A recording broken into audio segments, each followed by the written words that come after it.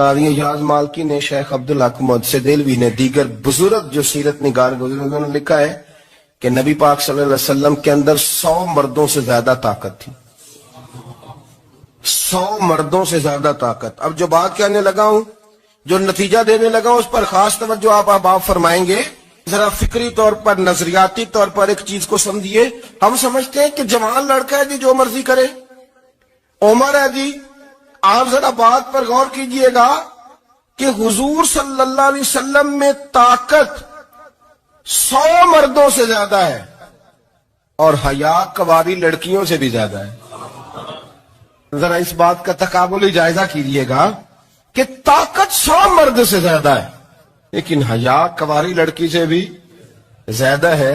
اس کا معنی یہ ہوا کہ جس ٹہنی کو پھل زیادہ لگ جاتے ہیں وہ جھکا کرتی ہے. تو حیا تو حسن ہے، حیا تو آپ کو پاک صاف کرے گا، حیا تو آپ کو نرالا کرے گا، انوکھا کرے گا. وہ ہمارے ایک دانشور ہیں، انہوں نے مضمون لکھا، کئی باتیں بڑی پسند آتی ہیں. وہ کہتے ہیں کہ میری اہلیہ، ان کو بھی کسی نے مس گائیڈ کر دیا تھا، حالانکہ اچھی خاتون ہے، کسی نے مس گائیڈ کر دیا. تو وہ بھی سماجی اور ویلفیئر، اور یہ خواتین کو شوق ہوتا نا بننے کا، تو وہ بھی سماج کے اندر اچھا مقام تلاش کرنے کے موڈ میں آ گئی. تو کہیں ایک دن جانا تھا تو بڑی بن سور کے میرے ساتھ وہ گاڑی میں بیٹھ گئی. تو میں گاڑی میں، عورتوں کو یہ بھی مسئلہ ہوتا ہے نا کہ ہماری تعریف کرو، تو کئی دفعہ بعد مردوں بیچاروں کو جھوٹ بولنا پڑتا ہے، تو زبردستی کراتی ہے نا جی.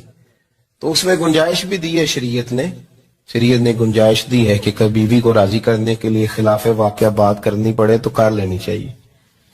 تو وہ کراتی بھی ہیں. 3 موقع پر خلاف واقعہ بات کرنے کی اجازت ہے. واقعے کے خلاف بھی آپ بات کر سکتے ہیں. جنگ کے موقع پر 2 لوگوں کو صلح کرانے کے لیے اور بیوی کو راضی کرنے کے لیے کر لیں کوئی ایسی بات. بے شک اپنی طبیعت پہ جبر کر کے کر لے، گنجائش ہے، اجازت ہے.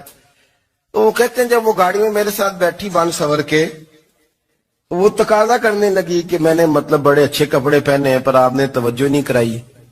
وہ سیانا بندہ تھا، وہ چاہ رہا تھا کہ میری خاتون سمجھ جائے. وہ کہتے ہیں مجھے پتا تھا کہ بیچاری مس گائیڈ ہو گئی ہے، دل کی بڑی اچھی ہے، سیانی ہے، لیکن اس کو کچھ خواتین نے، کچھ لوگوں نے مل کے اس کو ذہن غلط کر دیا ہے کہ سماج میں نکلو، باہر جاؤ، کام کرو، فلاں کرو، اپنی مرضی سے جیو. تو میرے ساتھ گاڑی میں بیٹھی کہیں جانے کے لیے، تو مجھ سے کہنے لگی کہ آپ نے میری طرف توجہ ہی نہیں کی، آپ نے کوئی ذکر ہی نہیں کیا کہ میں کیسی لگ رہی ہوں. تو وہ کہتے ہیں میں نے اسے کہا کہ اگر تو ناراض نہ ہو تو پھر میں صحیح والی تعریف کر دوں. تو اس نے کہا کہ آپ کر دیں. تو کہتے ہیں میں نے درد سے اور خلوص سے اپنی بیوی سے کہا، خلوص کے ساتھ. میں نے کہا میں تو روز گھر ہوتا ہوں، روز شام کو گھر ہوتا ہوں، اگر تو میرے لیے تیار ہوتی تو میں تیری تعریف کرتا، لیکن آج تو باہر جانے کے لیے تیار ہوئی، تو پھر ان سے تعریف کی امید رکھ جن کے لیے تو نے تیاری کی ہے. میرے لیے تیاری کرتی تو میں تو ہر شام تیرے پاس ہوتا ہوں. کہتے ہو میرے لفظوں میں درد تھا تو وہ بھی رو پڑی.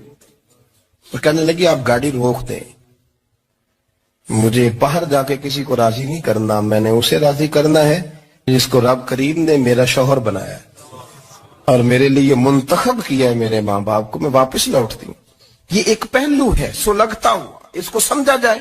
رسول کریم صلی اللہ علیہ وسلم عرب کی کواری لڑکیوں سے زیادہ حیا والے تھے. کواری لڑکیوں سے زیادہ حضور حیا فرمایا کرتے تھے.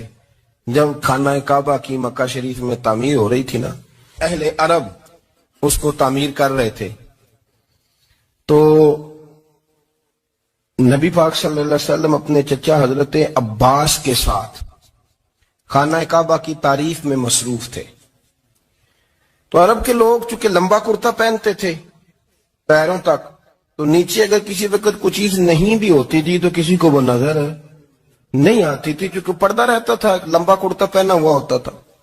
تو جب بچے، سرکار کی عمر مبارک بھی ابھی تھوڑی تھی، تو اس طرح بچے جب نکلتے تو وہ کئی دفعہ اپنی تہمت اتار دیتے نیچے سے، اور کوئی مزدوری کرنے لگتے تو 3-4 طے کر کے تہمت کی کندھے پہ رکھ لیتے. جس طرح کبھی دیہاتوں میں لوگ کپڑا سر پہ رکھتے تھے کہ اوپر اگر کوئی وزنی چیز رکھیں